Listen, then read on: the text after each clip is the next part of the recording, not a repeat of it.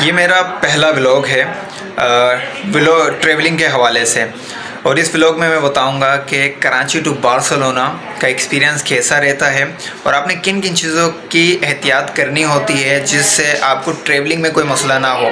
और अगर आप पहली मरतबा पाकिस्तान से यूरोप की तरफ ट्रैवल कर रहे हैं तो ये व्लॉग आपके लिए एक मालूमाती व्लॉग रहेगा। तो वीडियो कंटिन्यू करते हैं।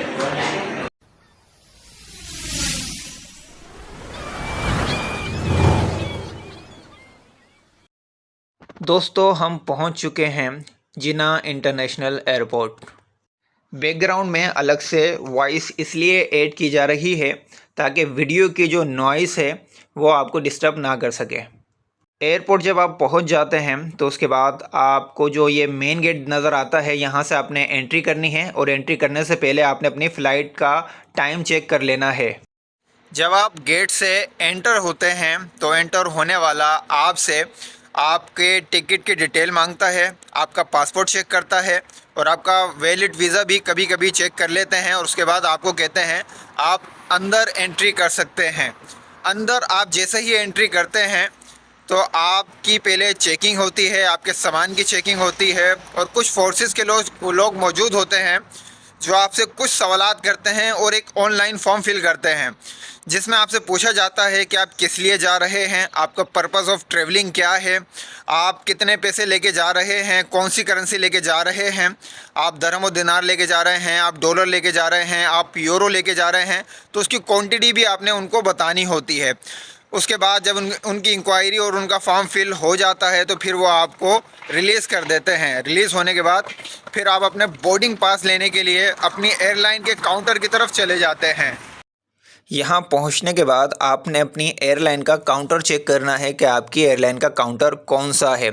एयरलाइन के काउंटर पे आपने अपने बैगेज जो हैं वो सबमिट करवाने हैं, हैंड कैरी शो करवानी है और आपने अपना बोर्डिंग पास यहाँ से रिसीव करके इमिग्रेशन की तरफ मूव हो जाना है। एयरलाइन के काउंटर से जब आप फ्री हो जाते हैं तो उसके बाद आपने इमिग्रेशन की तरफ जाना होता है।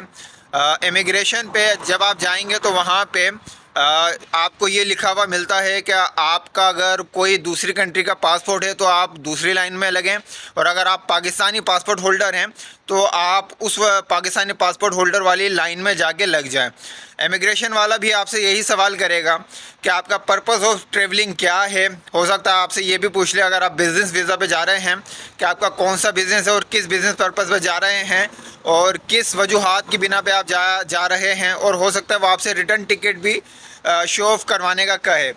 वो जैसे ही इमिग्रेशन आपकी क्लियर हो जाएगी, इमिग्रेशन क्लियर होने के बाद फिर एक FIA की टीम खड़ी भी होती है कराची एयरपोर्ट पे जो जाने वाले लोगों के पासपोर्ट को चेक कर रही होती है। और स्पेशली यूरोप जाने वाले लोगों को तो थोड़ा बहुत तंग किया जाता है। ये मेरा एक्सपीरियंस रहा है। हर FIA वाला तंग नहीं करता है लेकिन कुछ न कुछ गिनती के 2-4 होते हैं जो आपका यूरोप या कनाडा या ऑस्ट्रेलिया का वीज़ा देख के आपके वीज़े को वेरीफाई नहीं करेंगे, बिला वजह बस आपको रोकेंगे आप क्यों जा रहे हैं और बिला वजह 200 किस्म के आपसे सवाल किए जाते हैं। इसीलिए मेरा एक मशवरा है आपसे कि अगर आप फ़र्स्ट टाइम यूरोप की तरफ, ऑस्ट्रेलिया, कनाडा, अमेरिका की तरफ फ़र्स्ट टाइम ट्रैवल कर रहे हैं और वो भी विज़िट वीज़ा या बिज़नेस वीज़ा पे ट्रैवल कर रहे हैं तो आप कोशिश करें कि अकेले ट्रैवल नहीं करें, किसी ऐसे शख्स को साथ लेके जाएं जो पहले भी ट्रैवल कर चुका हो। क्योंकि अगर आप फ़र्स्ट टाइम ट्रैवल कर रहे हैं तो आपको स्पेशली कराची की FIA के कुछ ना कुछ इश्यूज़ आपको डिस्टर्ब करेंगे। क्योंकि ये मेरा एक्सपीरियंस रहा है। मैं कोई पहली मरतबा यूरोप नहीं आया हूँ लेकिन इससे पहले भी मैं जब यूरोप की तरफ मूव हुआ हूँ ट्रैवलिंग के लिए तो मुझे थोड़ी बहुत परेशानी कराची की FIA से ज़रूर हुई है। जब आप FIA को क्लियर कर लेते हैं तो उसके बाद फिर आपको आगे मूव कर दिया जाता है। इमिग्रेशन क्लियर होने के बाद जो है अब थोड़ी सी और चेकिंग होगी, उसके बाद हमने अपनी फ़्लाइट का वेट करना है। इस लोकेशन पे एक और चेकिंग होगी आपके सामान की और आपकी। ये स्क्रीन आपको वेटिंग एरिया में मिल जाएगी। वेटिंग एरिया में तमाम लोग स्क्रीन को देखते रहते हैं अपनी फ़्लाइट के हिसाब से कि उनकी फ़्लाइट का कौन सा गेट नंबर होगा और उस गेट नंबर के ज़रिए ही आपने एंट्री करनी है अपनी फ़्लाइट में। तो मैं भी वेट कर रहा हूँ कि मेरी फ़्लाइट का जैसे ही नंबर शो होगा स्क्रीन पे तो मैं उस गेट की तरफ मूव हो जाऊँगा। तो यहाँ पे मैं आ चुका हूँ और मेरा गेट नंबर 22 है और 22 नंबर गेट पे मेरी फ़्लाइट की डिटेल शो हो रही है। जैसे ही फ़्लाइट की बोर्डिंग स्टार्ट हो जाएगी तो यहाँ काउंटर पे कोई आ जाएगा जो मेरा पासपोर्ट और बोर्डिंग पास चेक करेगा और इस गेट से मैं एंट्री करके फ़्लाइट के अंदर चला जाऊँगा।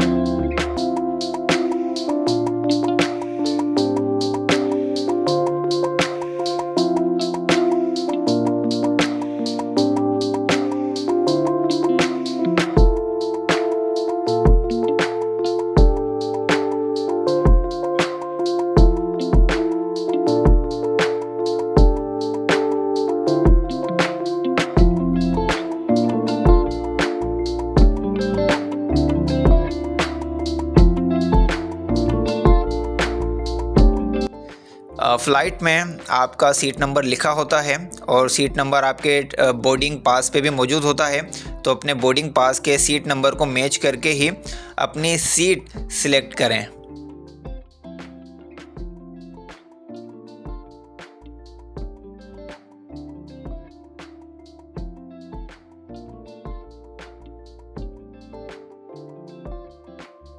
छः घंटे की फ़्लाइट के बाद हम पहुंच चुके हैं इस्तांबुल एयरपोर्ट पे। यहाँ से अब हमें जो है वो कनेक्टेड जो है वो ट्रम सर्विस दी जाएगी जो हमें टर्मिनल पे लेके जाएगी। जब ट्रम फुल हो जाएगी और ये जितने पैसेंजर हैं वो ट्रम में आ जाएंगे तब ट्रम जो है वो टर्मिनल की तरफ मूव होना शुरू हो जाएगी।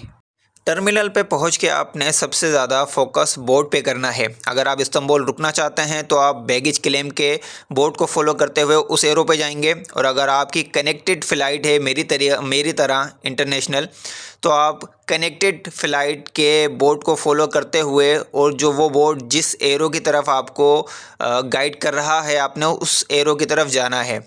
तो जैसे ही आप कनेक्टेड फ़्लाइट के बोर्ड को फॉलो करते हुए जाएंगे तो आपको एक चेकिंग का ऑप्शन नज़र आएगा इस्तांबुल एयरपोर्ट पे। वो चेकिंग में आपका पासपोर्ट और आपका बोर्डिंग पास देखा जाता है। उसके बाद फिर आपको चेकिंग काउंटर की तरफ जो है वो ट्रांसफ़र कर दिया जाता है। तो मैं इस वक्त चेकिंग काउंटर पे मौजूद हूँ जहाँ पे बहुत सारे लोगों की कनेक्टेड फ़्लाइट है। तो चेकिंग काउंटर मैंने क्लियर कर लिया है। अब क्लियर करने के बाद मैं अपनी जो कनेक्टेड फ़्लाइट है उसका बोर्डिंग टाइम चेक करूँगा कि मेरी जो बोर्डिंग होगी वो किस जगह से होगी, चेकिंग कहाँ पे करनी है मैंने और मेरा गेट नंबर क्या होगा जो मेरी इस्तांबुल से बार्सिलोना की फ़्लाइट है। तो यहाँ पे भी जब आप चेकिंग करने के बाद एंट्री करते हैं तो यहाँ पे आपको मुख्तलिफ़ स्क्रीन नज़र आएंगी। उन स्क्रीन में आपकी फ़्लाइट की डिटेल होगी और उस फ़्लाइट की डिटेल के साथ उस फ़्लाइट का गेट नंबर आपको शो होगा और आपने उसी गेट पे जाना है क्योंकि आपकी फ़्लाइट आपको उस गेट पे ही मिलेगी। तो ये मुख्तलिफ़ लोकेशन पे जो स्क्रीन मौजूद हैं उन स्क्रीन पे जाके आप अपनी फ़्लाइट नंबर को सर्च करें जो आपकी कनेक्टेड फ़्लाइट है जिसका बोर्डिंग पास आपको कराची एयरपोर्ट पे ही रिसीव हो गया था। तो मैं उसको चेक कर लेता हूँ कि मेरी बोर्डिंग जो है वो किस गेट पे होगी। तो इस्तांबुल एयरपोर्ट से जो बार्सिलोना की जो मेरी फ़्लाइट है वो मेरी 1091 है और 1091 में देख लेता हूँ कि इसका गेट नंबर कहाँ पे आ रहा है। तो इसका गेट नंबर अभी ओपन नहीं हुआ है, मुझे थोड़ा सा वेट करना पड़ेगा। 10 मिनट का वेटिंग टाइम आ रहा है, तो 10 मिनट के बाद जो है मेरी फ़्लाइट का गेट नंबर ओपन हो जाएगा। तब तक हम थोड़ा सा विज़िट करते हैं इस्तांबुल एयरपोर्ट। और नमाज का भी वक्त हो चुका है, तो हम नमाज की जगह लोकेशन सर्च कर लेते हैं। आप एयरपोर्ट पे प्रे की लोकेशन भी सर्च कर सकते हैं, और जो मुस्लिम कंट्री है वहाँ पे आपको बआसानी प्रे की लोकेशन मिल जाती है। फ्रंट पे अगर आप देखें तो यहाँ पे गेट्स नंबर लिखे हुए हैं। अगर किसी का जो काउंटर इन गेट्स में है, जो फ्रंट पे आपको दिख रहा था, तो वो उस एरो को फॉलो करते हुए चले जाएं। बाकी यहाँ पे भी स्क्रीन लगी हुई हैं गेट नंबर देखने के हवाले से। लेकिन अभी हम मस्जिद सर्च करेंगे, तो प्रे के लिए मस्जिद देख लेते हैं। तो अगर आप आगे जाएँ तो यहाँ आपको फ्रंट काउंटर पे नज़र आएगा, लिखा हुआ है मस्जिद। तो मस्जिद के लिए एरो जो हमें राइट साइड की तरफ मूव कर रहा है, तो अगर हम राइट साइड की तरफ जाएंगे तो हमें मस्जिद मिल जाएगी। यहाँ एक और बोर्ड है जो राइट साइड की तरफ क्लिक कर रहा है, और यहाँ पे डाउन यानी कि हमें सीढ़ियों से नीचे जाना होगा। थोड़ा सा आगे मूव और होना है, और यहाँ पे लेफ़्ट साइड पे हमें प्रे की लोकेशन मिल चुकी है। और आप देख सकते हैं ये प्रे की लोकेशन है इस्तांबुल एयरपोर्ट पे। तो यहाँ पे आप नमाज़ पढ़ सकते हैं। यहाँ करीब ही वज़ू खाना भी है, और शूज़ रखने की और सामान रखने की जगह भी यहाँ पे मौजूद है। और अगर आप जितना टाइम गुजारना चाहें मस्जिद में गुजार सकते हैं। किसी भी किस्म की कोई पाबंदी मस्जिद में नहीं होती है।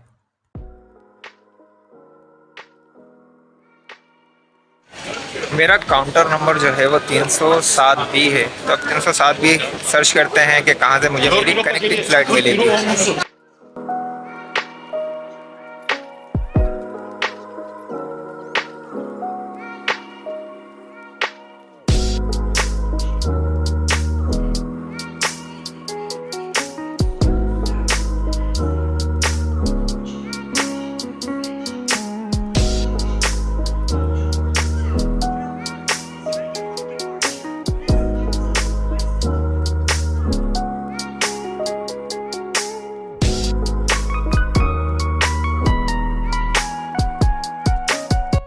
तो हमें हमारा जो है वो काउंटर नंबर 307 बी मिल गया है, और यहाँ से हमें फ़्लाइट मिलेगी इस्तांबुल टू बार्सिलोना। तो यहाँ पे हम वेटिंग करेंगे हमारी बोर्डिंग स्टार्ट होने तक। बोर्डिंग जैसे ही स्टार्ट होगी तो आपने काउंटर पे अपना पासपोर्ट, अपना वीज़ा चेक करवाना है, और आपको जो सेकंड बोर्डिंग पास रिसीव हुआ था कराची एयरपोर्ट से, वो आपने बोर्डिंग पास चेक करवाना है। और चेक करवाने के बाद आपको ट्रम में बिठा दिया जाएगा। तो बोर्डिंग स्टार्ट हो चुकी है, और बोर्डिंग के दरमियान थोड़ी सी हम वीडियो बना रहे हैं।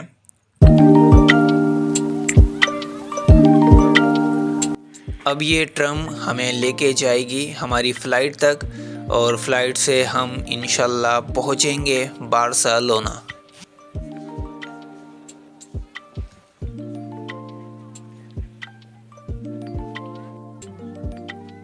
ये मेरी फ़्लाइट है इस्तांबुल टू बार्सिलोना की।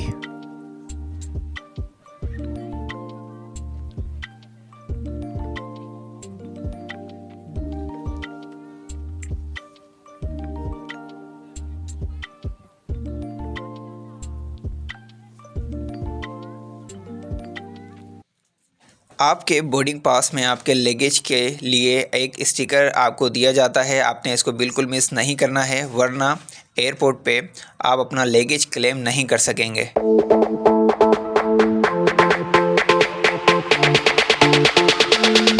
हम बार्सिलोना पहुंच चुके हैं। बार्सिलोना पहुंचने के बाद जब आप एग्ज़िट कर रहे होंगे फ़्लाइट से, और आपकी पहली एंट्री है यूरोप कंट्री में, तो जब आप पहली यूरोप कंट्री में एंट्री करते हैं किसी भी एशियन कंट्री से, तो आपको हमेशा फ़्लाइट के एग्ज़िट पे वहाँ की पुलिस नज़र आएगी। यहाँ पे भी फ़्लाइट के फ्रंट पे पुलिस वाले मौजूद थे, तो मुझे यहाँ पे कैमरा ऑफ़ करना पड़ गया।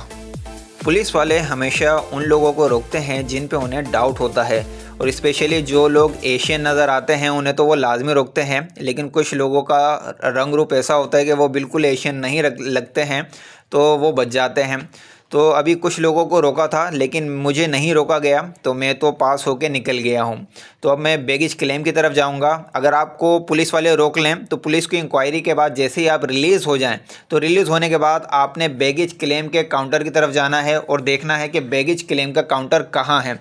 तो मैं बैगेज क्लेम के काउंटर को सर्च करता हुआ जा रहा हूँ आगे।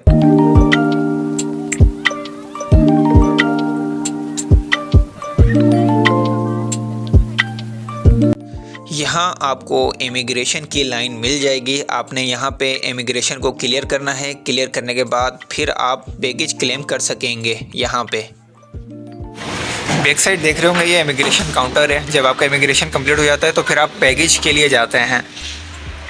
बैगेज के लिए कहाँ जाते हैं वो मैं आपको बता देता हूँ। अगर आप बार्सिलोना आ रहे हैं तो यहाँ पे आप अपने बैगेज क्लेम कर सकते हैं। आप जिस फ़्लाइट से आए हैं उस फ़्लाइट की डिटेल आपको यहाँ स्क्रीन पे नज़र आ जाएगी। तो आप अपने इस्तांबुल से बार्सिलोना का जो टिकट है, जो कनेक्टेड फ़्लाइट का टिकट है, उसकी फ़्लाइट नंबर को यहाँ पे सर्च करें। सर्च करने पे जहाँ पे आपकी फ़्लाइट की डिटेल मिल जाएगी, जिस स्क्रीन पे आपको आपका बैगेज वहीं पे रिसीव होगा।